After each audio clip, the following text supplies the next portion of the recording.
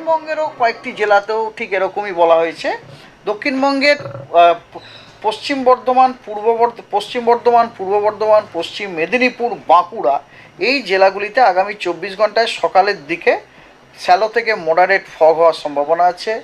এবং পশ্চিম বর্ধমান, বীরভূম, মুর্শিদাবাদ, নদিয়া এই জেলাগুলিতে সকালের দিকে আগামী 48 ঘন্টাতে শ্যালো থেকে মডারেট ফগ হওয়ার সম্ভাবনা আছে।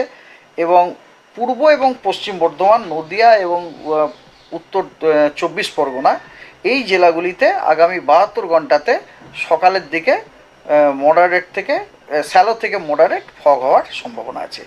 আর যেটা বললাম যে মিনিমাম টেম্পারেচারের কোনো রকম বড় পরিবর্তনের সম্ভাবনা নেই।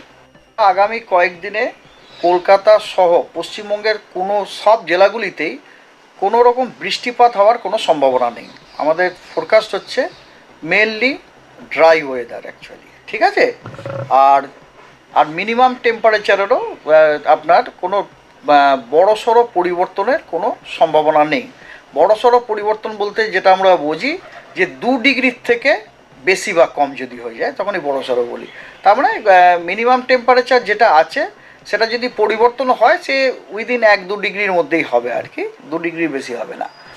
আর কিছু জেলাতে আপনার সকালের দিকে শ্যালো থেকে মডারেট ফগ হওয়ার সম্ভাবনা আছে। যেমন উত্তরবঙ্গেতে আপনার দার্জিলিং, জলপাইগুড়িতে আগামী 24 ঘন্টায় সকালবেলাতে দার্জিলিং, জলপাইগুড়ি, কুচবিহার এবং নর্থ দিনাজপুরে শ্যালো থেকে মডারেট ফগ হওয়ার সম্ভাবনা আছে। এবং 48 ঘন্টাতে দার্জিলিং, নর্থ দিনাজপুরে শ্যালো থেকে মডারেট ফগ হওয়ার সম্ভাবনা আছে। এবং আগামী 72 ঘন্টাতে নর্থ দিনাজপুর এবং দার্জিলিংয়ে শ্যালো থেকে মডারেট ফগ হওয়ার সম্ভাবনা আছে। এবং সাউথ দিনাজপুর এবং মালদা ডিস্ট্রিক্টেও।